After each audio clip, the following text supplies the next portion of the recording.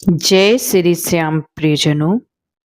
कलयुग में यदि कोई भगवान अपने भक्तों की पुकार सबसे शीघ्र सुनते हैं तो वे हैं खाटू श्याम जी। कहते हैं कि जो भक्त सच्चे मन से श्याम बाबा को पुकारता है उसकी खाली झोली भी भर जाती है। बाबा श्याम अपने भक्तों को धन, सुख, शांति, संतान, रोजगार और जीवन की कठिनाइयों से मुक्ति प्रदान करते हैं। आज हम आपके लिए एक ऐसी ही प्रेरणादायक कहानी लेकर आए हैं जो श्याम बाबा की असीम कृपा और महिमा को दर्शाती है। वीडियो को अंत तक जरूर सुने। बहुत समय पहले राजस्थान के एक छोटे से गांव में रामदास नाम का एक किसान रहता था। वह बहुत गरीब था, लेकिन भगवान का बहुत बड़ा भक्त था। उसके पास थोड़ी सी जमीन थी, जिससे उसका परिवार किसी तरह गुजर बसर करता था। एक वर्ष गांव में भयंकर सूखा पड़ा। खेतों में फसल नहीं हुई, घर में खाने के लिए अनाज तक नहीं बचा।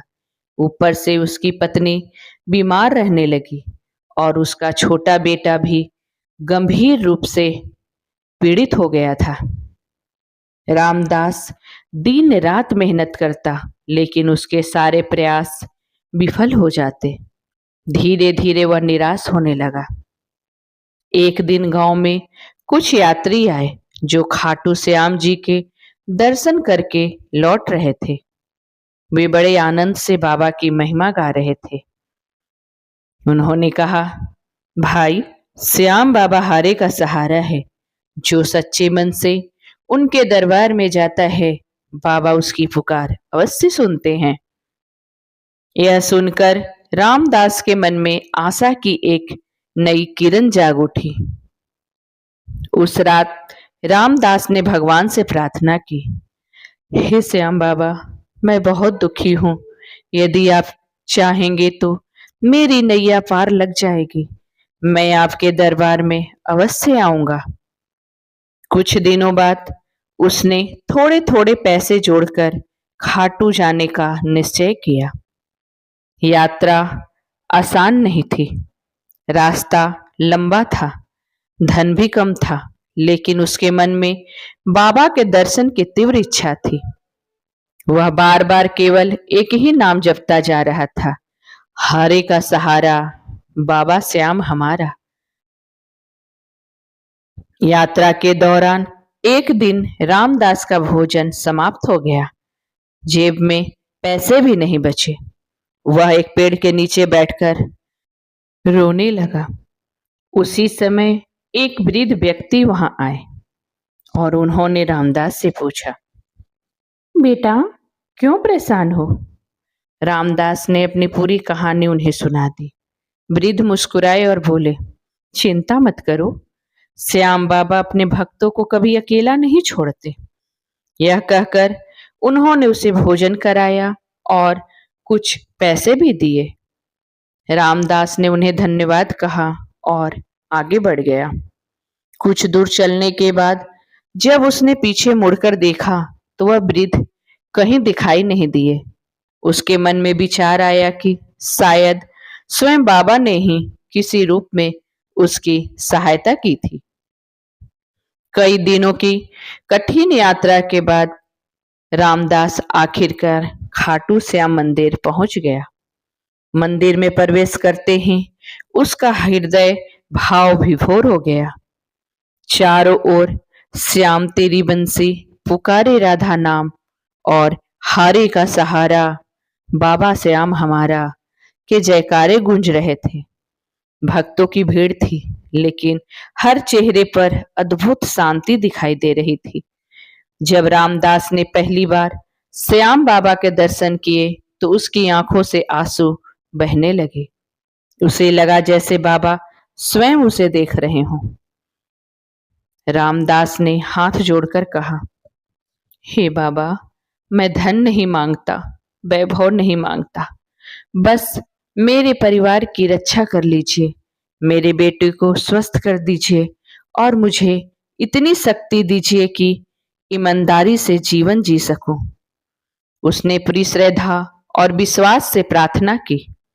दर्शन के बाद उसने मंदिर में बैठकर श्याम नाम का जप किया और प्रसाद ग्रहण किया।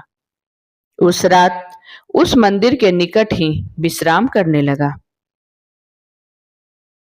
रात में रामदास को एक अद्भुत सपने आया। उसने देखा कि एक तेजस्वी पुरुष नीले घोड़े पर सवार होकर उसके सामने खड़े हैं। उन्होंने कहा, रामदास, चिंता मत करो, तुम्हारी परीक्षा समाप्त होने वाली है। घर लौट जाओ, सब ठीक हो जाएगा। रामदास को ने उनके चरणों में प्रणाम किया। तभी उसकी नींद खुल गई। उसका मन आनंद से भर गया। उसे पूरा विश्वास हो गया कि यह स्वयं श्याम बाबा का आशीर्वाद था। जब रामदास अपने गांव पहुंचा तो उसने देखा कि उसका बेटा पहले से काफी स्वस्थ हो चुका था। पत्नी की तबीयत भी सुधर रही थी। कुछ दिनों बाद अचानक अच्छी वर्षा हुई और उसके खेतों में भरपूर फसल हुई। उस वर्ष उसकी आय पहले से कई गुना अधिक हुई। धीरे धीरे उसके सारे कष्ट दूर होने लगे। रामदास समझ गया कि यह सब श्याम बाबा की कृपा का परिणाम है। रामदास अब पहले जैसा नहीं रहा। उसने अपने जीवन का उद्देश्य केवल धन कमाना नहीं बल्कि भगवान की सेवा करना बना लिया था। वह प्रतिदिन श्याम नाम का जाप करता, गरीबों की सहायता करता था और सच्चाई ईमानदारी का पालन करता। हर वर्ष खाटू धाम जाकर बाबा के दर्शन जरूर करता। अब उसका जीवन सुख, शांति और संतोष से भर गया था। मित्रों, धार्मिक मान्यताओं के अनुसार खाटू श्याम जी महाभारत के महान योद्धा बर्बिक हैं, जो भीम के पौत्र और घटोत्कच के पुत्र थे। जब महाभारत युद्ध होने वाला था तब उन्होंने हारने वाले पक्ष का साथ देने का प्रण लिया था। उनकी वीरता देखकर श्री कृष्ण ने उनसे उनका शीश दान में मांगा। बर्बिक ने बिना किसी संकोच के अपना शीश दान कर दिया था।